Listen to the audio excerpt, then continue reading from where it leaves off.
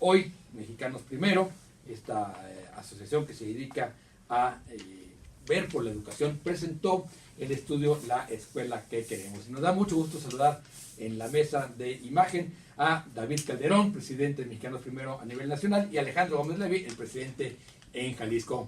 David, Alejandro, buenas noches, ¿cómo están? Muy bien, muchas gracias, Diego, Augusto, gracias de estar aquí.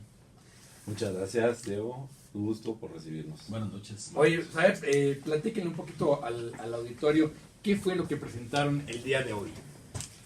Pues hoy presentamos el estudio anual que hace Mexicanos Primero, en el cual estamos haciendo un corte de caja, por así decirlo, un libro blanco desde la sociedad civil para analizar 16 políticas públicas clave que fueron modificadas a partir del cambio de la Constitución y las leyes de 2013.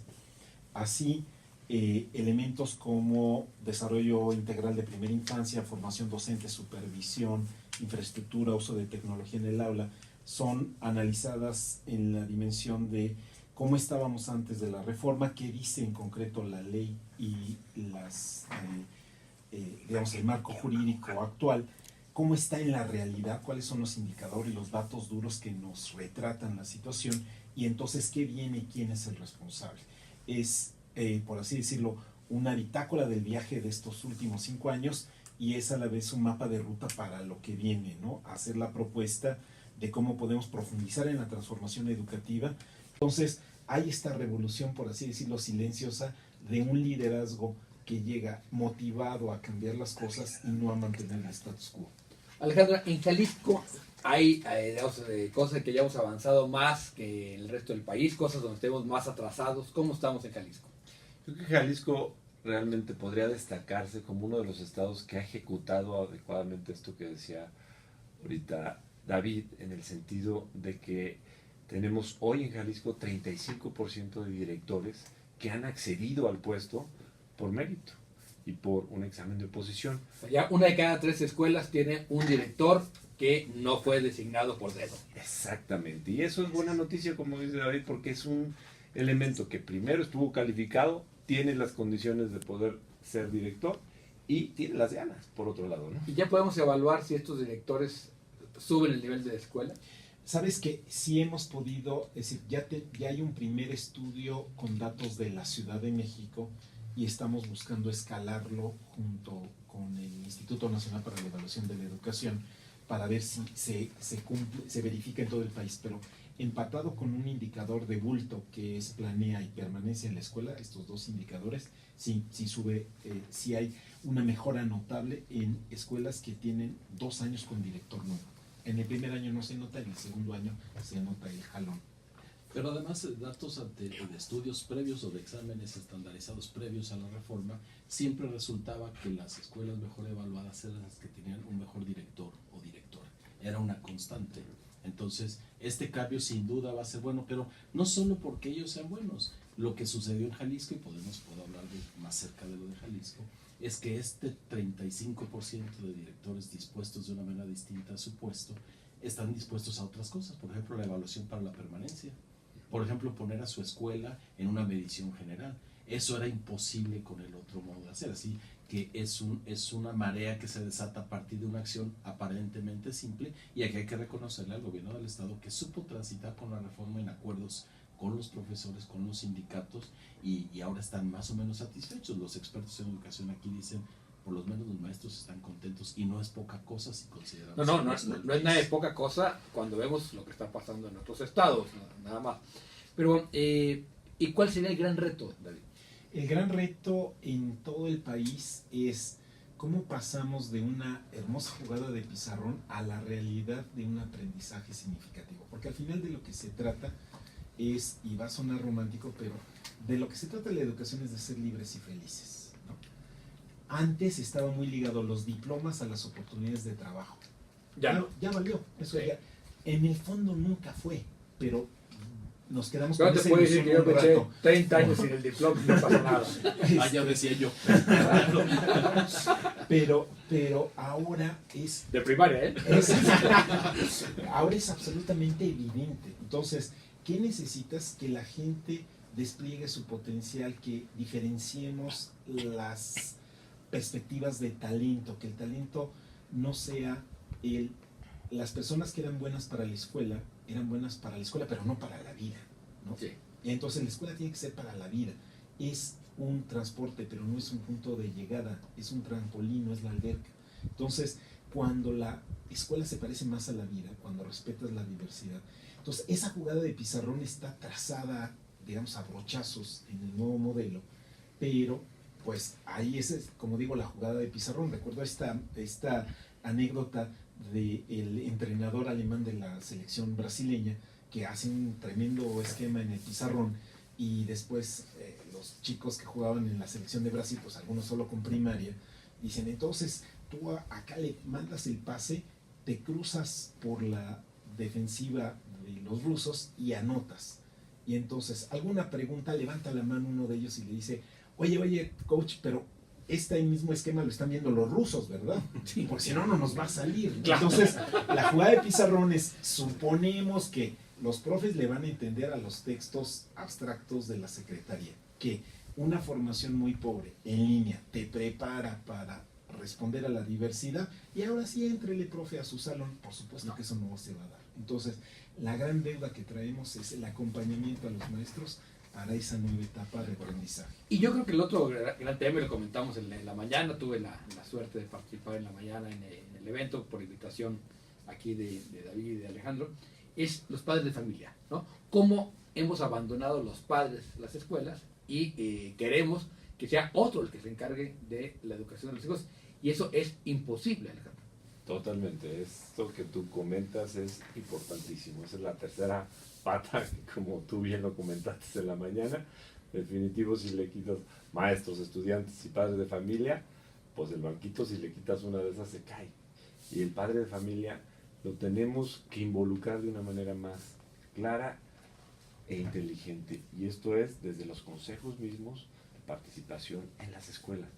Que no sean simplemente de papel. De no sean figura. juntas de padres de familia donde van lo regañan, ¿no? Exactamente, Sí. o van y hablan de a ver quién y le explica el director que se va a quedar con la tiendita o otras cosas que no tienen que ver con los temas verdaderamente importantes, ¿no? Sí. Pero cuando tienes un buen director, que es lo que veíamos, el director también tiene una gran influencia en poder involucrar a esa tercera pata. Y nos hemos dado cuenta que en Jalisco hay varios directores que han, digamos, ya llegado por la reforma, que están haciendo cosas muy interesantes para involucrar a los padres de familia. Sí. Ahora, hay una descompensación en esto que dices, Diego, porque en muchos sentidos este periodo pusimos la lupa sobre los maestros y era necesario y era justo. Lo que no estuvo bien, o todavía es ahora el reto, es también el poner la lupa ahora sobre los padres. Hay una obligación de no solo aventar el saco del niño a la entrada de la escuela, se trata, ¡Ya! ¡Otro! sí, sino se trata justamente de entenderse como coeducadores, ¿no? Entender que la alianza entre padres y maestros es lo que verdaderamente educa a un niño, ¿no? Se dice, se necesita una aldea para educar a un niño. Y entonces los profesionales de la educación se preparan para eso, pero su trabajo queda limitado si en casa le quitan autoridad a la postura del maestro. Si la única forma que conocemos a los maestros es cuando ya reprobó, ya rompió un vidrio, ya se pegó con otro niño. O sea, tenemos que entrar a esa dinámica de conoce a tu maestro, reconoce a tu maestro y pongámonos de acuerdo qué es lo que queremos, más allá de vengan a ayudar el sábado a limpiar la escuela o a pintar las paredes. Pues, digo, finalmente, en la situación que vivimos actualmente, sobre todo en las zonas urbanas, quizás el maestro tiene más contacto con el niño que los niños padres. Pasa más horas con el niño, el maestro, que los padres. Y acaba siendo el verdadero referente. Entonces, si hay una contradicción ahí, si no se... Ahora sí que, volviendo a tu ejemplo futbolero, si no se habla la defensa, ¿no? Sí, así Va a ser, el niño se les va a colar por todos lados, ¿no? Y también, digamos, tiene que ver con esta necesidad de vincular la educación a la vida comunitaria, ¿no? Así es, que decíamos, ¿no? La escuela tiene que ser para la vida.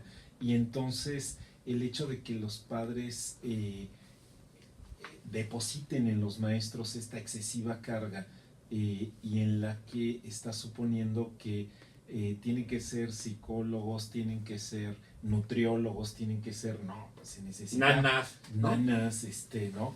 Necesitas que haya también este reconocimiento de los maestros. A veces los maestros dicen con añoranza, es que antes éramos autoridad. Pues sí, en una sociedad ignorante. Qué bueno que ahora los padres tienen escolaridad suficiente. Lo que no se vale es pensar que si los malos resultados educativos se presentan, todo es referido al maestro. Y decir, no, tienes que ver el contexto de la familia, tienes que ver el contexto del niño. Somos corresponsables de esos resultados. En la parte salarial, ¿cómo andamos? Es decir, ¿sí hay una correspondencia entre lo que exigimos de los maestros y lo que les pagamos? Si quiere, en Jalisco tenemos una gran cantidad de maestros que ganan bien. Otra que no gana tan bien. O sea, Cuando hablamos de bien, dividimos, más o menos, ¿qué rango? o sea, estamos hablando de que en Jalisco el promedio salarial, si lo vamos en todo, estamos de un 24,000 pesos mensuales. Okay. Pero tienes una gran cantidad de maestros que ganan 6,000 pesos. Y Inspectores que ganan 80,000. exactamente. Entonces tenemos esa mezcla que no es sana, por un lado, porque tienes a los maestros que menos ganan, partiéndose el queso en las escuelas, con dobles turnos, para poder librarla, y otros que de alguna u otra manera, no porque no lo merezcan o no simplemente se desfasaron. Entonces, creo que este tipo de situaciones que se fueron generando a través del tiempo, se tienen que ir corrigiendo poco a poco, ¿no? Y la reforma de alguna u otra manera también marca una línea para que esto en el tiempo se pueda corregir. A mí de la presentación en la mañana me gustó, creo que lo dijiste tú, Diego, que necesitamos saber qué decimos cuando decimos educación, que la tenemos con la gran salvadora. Tú también hiciste, David, énfasis. Nosotros hicimos un estudio sobre desigualdad hace no tanto, hace unos años, y aquí en Guadalajara y en otras 9 ciudades de Latinoamérica. Y cuando le preguntábamos cuál era la cosa que nos puede sacar de la desigualdad a la gente, pues la gran triunfadora en todo el continente es la educación. Sin embargo, un poco más adelante le dices, ¿qué institución cree usted que ayuda a paliar la desigualdad? Las escuelas y las universidades aparecen casi en último lugar. Entonces, no estamos relacionando educación con escuelas y universidades. Entonces, ¿en qué pensamos cuando decimos que la educación nos va a salvar? Me parece que ahí también tenemos que acotar el discurso, sería una grandísima acotación, pero además invitaría a los padres a pensar a qué sucede, de qué se trata llevar a los niños a la escuela. Quizá muchos no lo sepan. Son guarderías, tú lo dijiste, hay que cansarlos, si me lo regresan cansados se me hará una magnífica escuela, pero ¿qué decimos cuando decimos educación? En Guadalajara, en el área metropolitana de Guadalajara, lo tenemos medido también en Jalisco, ¿cómo vamos? La participación en las juntas de padres de familia no pasa de 4%. 4%. 4%. Participan más las mujeres en las fiestas parroquiales. Sí. Hay un punto y que mencionas que creo que es donde también estamos proponiendo algo, y lo dijo David hace ratito, la primera infancia. La primera infancia juega un papel fundamental, tanto para el niño como para los papás. Si nosotros atendemos la problemática cuando el papá recién tiene un hijo, los papás tienen un hijo, y las circunstancias que están viviendo, que puede ser desde una mamá de 15 años con embarazo prematuro, hasta una mujer que la dejaron, o una pareja que está bien, pero las condiciones en las que están, tanto como nace un niño, si se atiende a temprana edad y le das el soporte a los papás y les enseñas a ser papás desde esa edad, la responsabilidad de ellos va a cambiar. Y hay ejemplos en el mundo que han tenido extraordinarios éxitos. ¿Por qué? Porque cuando llega el niño a primero de primaria, ya fueron 6 años de entrenamiento que se le dio de una u otra manera y que lo acercaron a tener mucho más conciencia tanto de la importancia que tiene la educación en su hijo, como de la importancia de la labor de los padres en la formación del hijo. Y eso los va preparando. Entonces, uno de los grandes temas que traemos es decir, vamos hablando de generaciones completas y que desde el principio las atendamos. Y eso creo que puede hacer una gran diferencia en Jalisco, y es algo que le estamos mandando un mensaje fuerte a los candidatos. Para terminar, ¿cuándo crees que vamos a decir lo logramos? Para ti, ¿qué sería el indicador de que dimos un salto cualitativo en educación? Mira, yo creo en esto, cuando la gente esté acabando el bachillerato y el bachillerato sea, así cuando estemos en el 85% de la generación acabando el bachillerato y que el bachillerato sea en sí mismo ya una gran opción de vida, porque después vas a tener certificaciones en línea, vas a tener otras alternativas que sea la base de una ciudadanía común. Yo prefiero una sociedad con menos grados académicos y con más amplia la base de una ciudadanía compartida. Es mejor 85% terminando el bachillerato que 35% terminando carrera o maestría. Licenciados ladrones y doctorados Patitos. así es. 85 con volvimos a calidad, hacer- 85 con calidad. No, y es muy importante lo que dice David. Una preparatoria, un bachillerato como opción terminal. Que no sea la única salida la universidad, porque no debe serlo. Que te den habilidades de comunicación, habilidades para trabajar, habilidades para estar en sociedad, para construir comunidad, y el país va a cambiar y la educación va a ser al fin lo que estamos necesitando. Bueno, pues esperamos verlos, no dentro de 15 años, cuando esto ya vengan a festejar, esperamos verlos por lo menos el próximo año para darle seguimiento puntual a lo que está pasando con la educación en Jalisco. Por eso, muchas gracias Alejandro, David.